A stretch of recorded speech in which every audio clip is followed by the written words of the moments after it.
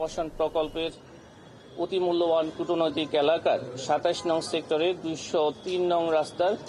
Plot নং 011 অভিযোগ সংশ্লিষ্ট জনাব রাদওয়ান মুজিব সিদ্দিকীর নামে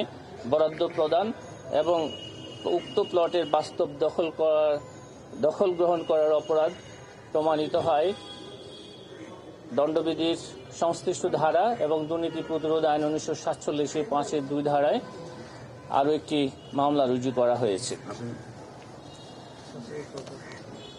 এই মামলায় গৃহায়ন ও গণপূর্ত মন্ত্রণালয় এবং রাজধানী উন্নয়ন কর্তৃপক্ষের সংশ্লিষ্ট কর্মকর্তা কর্মচারীগণ সহ আসামির সংখ্যা ১৬ জন।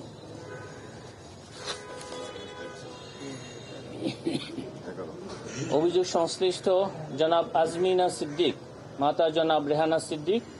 নিজ পরিবারের অন্যান্য সদস্যদের মালিকানায় ঢাকা শহরে রাজুকের এখতিয়ারাধীন এলাকায় বাড়ি বা ফ্ল্যাট বা আবাসন সুবিধা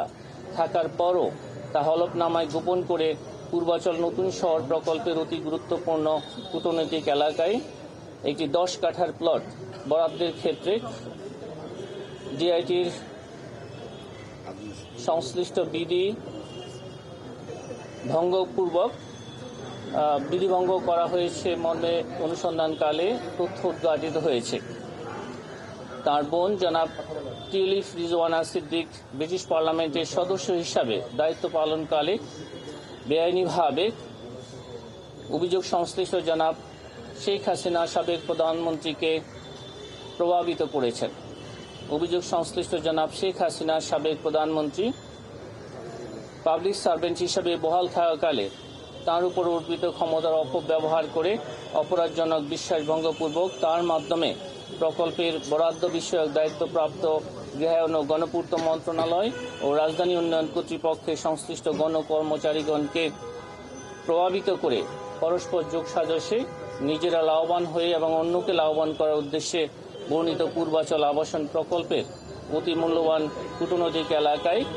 ২৭ নং সেক্টরে ২০৩ নং রাস্তার প্লট নং 019 অভিযোগ সংশ্লিষ্ট জনাব আজমিনা সিদ্দিকীর নামে বরাদ্দ প্রদান